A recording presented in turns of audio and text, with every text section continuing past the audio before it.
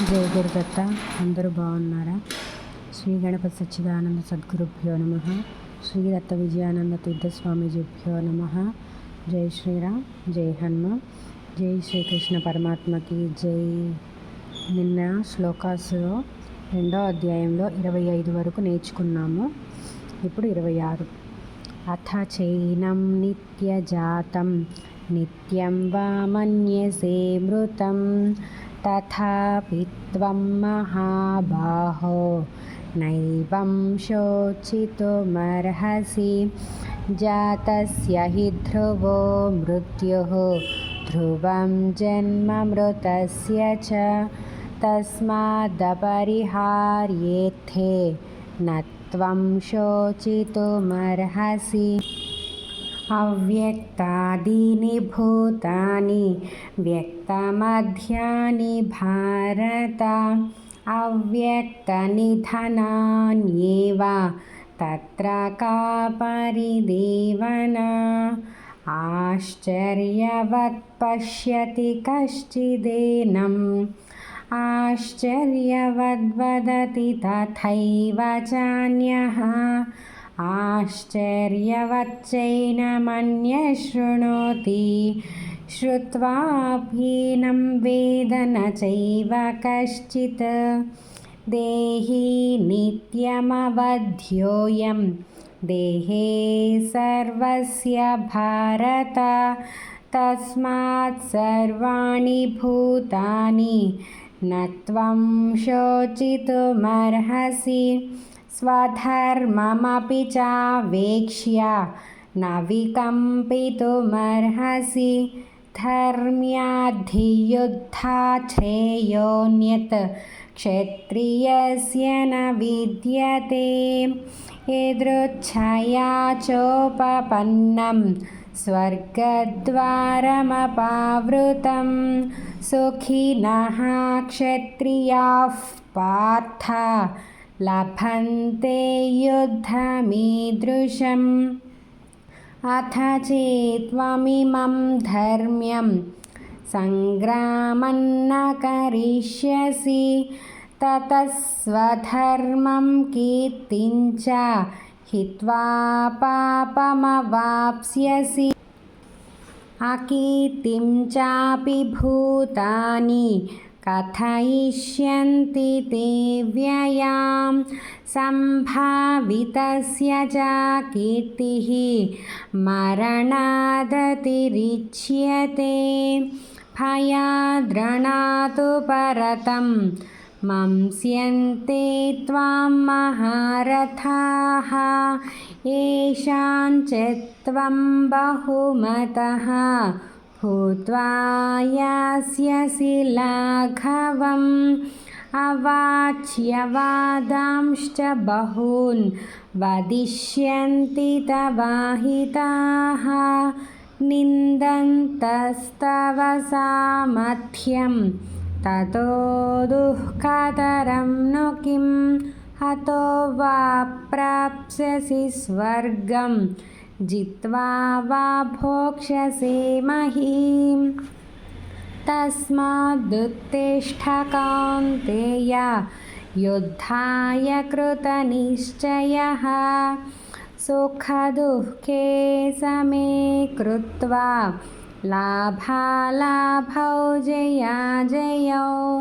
ततो युद्धाय युज्यस्व नैवं पापमवाप्स्यसि.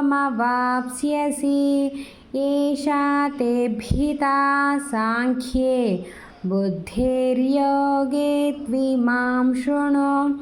बुद्ध्या युक्तो यया पार्थ कर्मबन्धं प्रहास्यसि. नेहाभिक्रमनाशोऽस्ति प्रत्यवायो न विद्यते. स्वल्पमप्यस्य धर्मस्य त्रायते महतो भयात्. व्यवसायात्मिका बुद्धिः एकेह कुरु नन्दन. बहुशाखा ह्यनन्ताश्च बुद्धयो व्यवसायिनां यामिमां पुष्पितां वाचं प्रवदन्त्यविपश्चितः वेदवादरताः पार्था नान्यदस्तीति वादिनः कामात्मानः स्वर्गपराः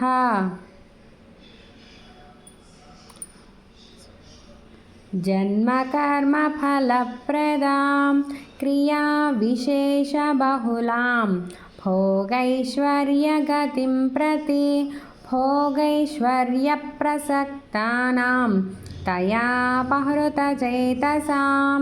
व्यवसायात्मिका बुद्धिः समाधौ न विधीयते त्रैगुण्यविषया वेदाः निस्त्रैगुण्यो भवार्जुन निर्द्वन्द्वो नित्यसत्त्वस्थः निर्योगक्षेम आत्मवान् यावानर्थ उदपाने सर्वतः सम्प्लुतोदके तावान् सर्वेषु वेदेषु ब्राह्मणस्य विजानतः कर्मण्येवाधिकारस्ते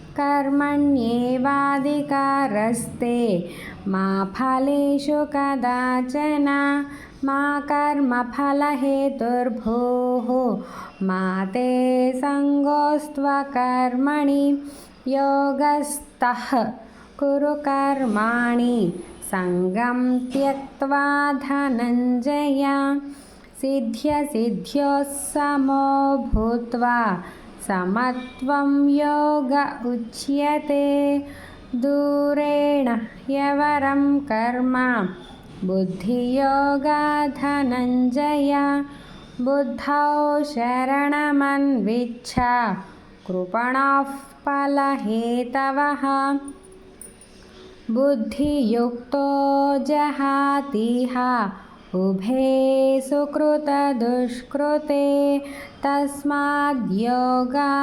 युज्यस्व योगः कर्मसु कौशलं कर्मजं बुद्धियुक्ता हि फलं त्यक्त्वा मनीषिणः जन्मबन्धविनिर्मुक्ताः पदं गच्छन्त्यनामयम् यदा ते मोहकलिलं बुद्धिर्व्यतितरिष्यति तदा गन्तासि निर्वेदं श्रोतव्यस्य श्रुतस्य च श्रुतिविप्रतिपन्ना ते यदा स्थास्यति निश्चला समाधावचला बुद्धिः तदा योगमवाप्स्यसि अर्जुन उवाच स्थितप्रज्ञस्य का भाषा समाधिस्थस्य केशव स्थितधिः किं प्रभाषेत किमासीत व्रजेत किं श्रीभगवानुवाच प्रजहाति यदा कामान् सर्वान् पार्थमनोगतान् आत्मन्येवात्मना तुष्टः स्थितप्रज्ञस्तदोच्यते दुःखेष्वनुद्विग्नमनाः सुखेषु विगतस्पृहः वीतरागभयक्रोधः स्थितधीर्मुनिरुच्यते यः सर्वत्रानभिस्नेहः तत्तत्प्राप्य शुभाशुभं नाभिनन्दति न द्वेष्टि तस्य प्रज्ञा प्रतिष्ठिता यदा संहरते चायं कूर्मोऽङ्गानीव सर्वशः इन्द्रियाणीन्द्रियार्थेभ्यः तस्य प्रज्ञा प्रतिष्ठिता विषया विनिवर्तन्ते निराहारस्य देहिनः रसवर्ज्यं रसोऽप्यस्य परं दृष्ट्वा निवर्तते यततो ह्यपि कौन्तेय पुरुषस्य विपश्चितः इन्द्रियाणि प्रमाथीनि हरन्ति प्रसभं मनः तानि सर्वाणि संयम्य युक्त आसीत मत्परः वशे हि यस्येन्द्रियाणि तस्य प्रज्ञा प्रतिष्ठिता ध्यायतो विषयान् पुंसः सङ्गस्तेषुपजायते सङ्गात् सञ्जायते कामः कामात् क्रोधोऽभिजायते